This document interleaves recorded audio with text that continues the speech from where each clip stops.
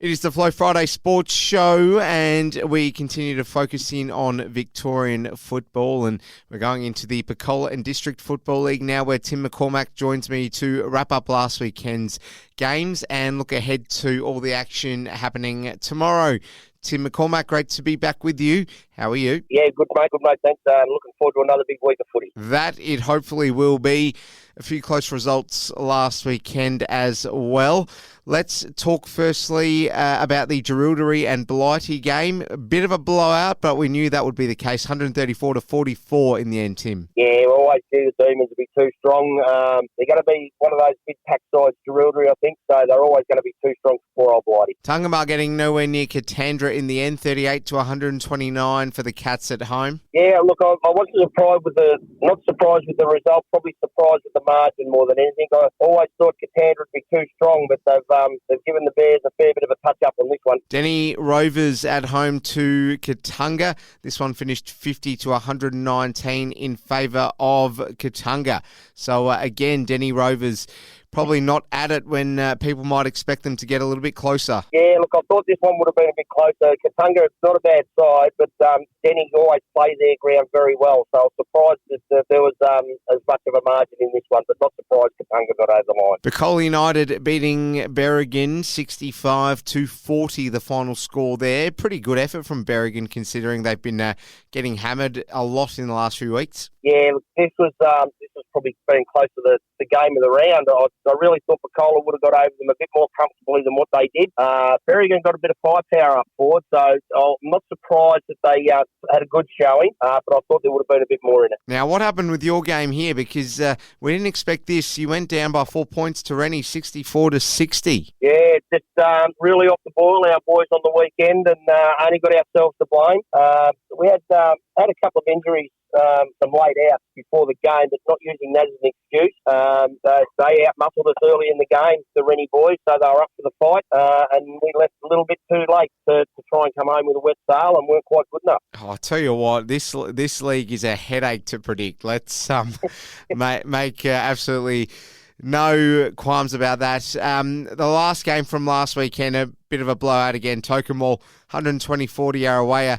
Tokemall aside themselves that have been getting hammered, so these results are just all over the place, Tim. Yeah, look, I think the bottom two sides, poor old Blighty and Yarrawaya, just about everyone above them has pretty much given them a touch-up this year. So there's that big gap with that last couple. And then you've got the net core of probably about 6 or 8 sides. I think we've got, at the moment, if you have a look at the ladder, I think from about 5th through to about 9th, they're all on the same point. So it's very, very tight.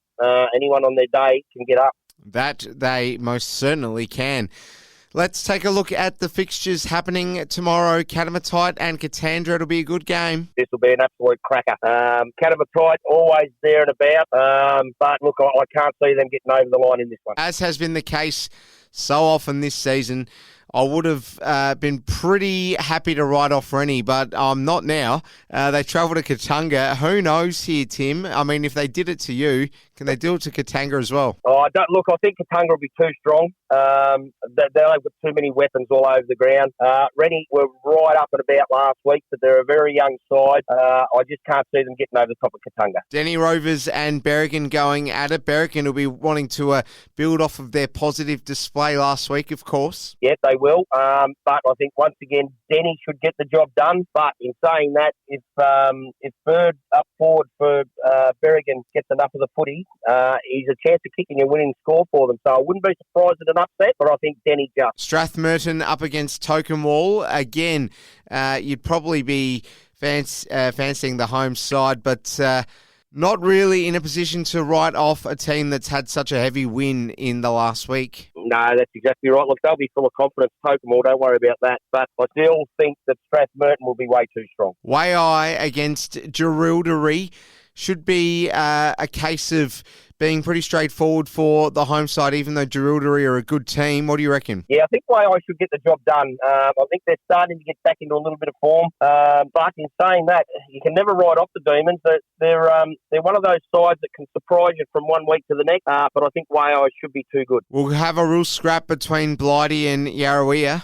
Yeah, this will be a cracking game. Actually, it's fingers crossed. It's very close, and the supporters get a bit of joy out of seeing their side kick a few goals because they've been pretty light on of late. So fingers crossed they have a good game and the boys get amongst it. I think Blighty just. All right, that leaves your game, and it'll be a real test for your Mathara boys against Picola United away as well.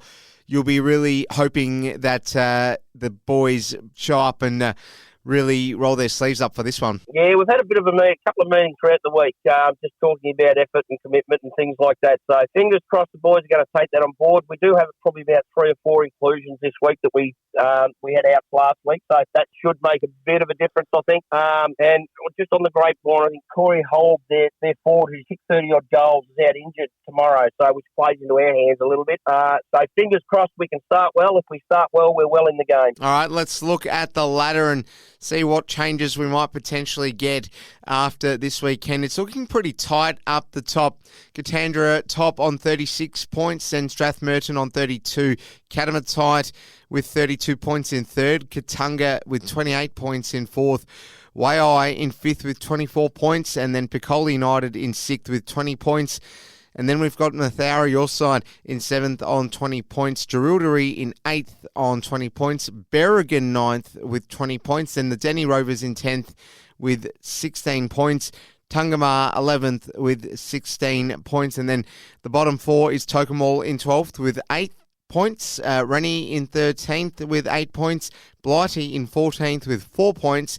And the winless Yarrawaya in 15th with 0 points. So how's that all looking for you, Tim, and what might change after this weekend? Look, I think a few of the sides around each other are playing each other. So, like with us and Picola in particular, one of those sides is going to get a 4-point break on the other.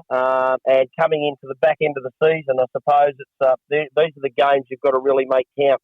So, look, I think we'll have a fair indication probably in the next 2 weeks how the ladder will pretty much be shaped, because after probably 2 to 3 weeks' time, I don't think it'll change too much. Tim McCormack, our correspondent out of Picola Football, really do appreciate your time and good luck tomorrow. No worries, mate. Thanks very much.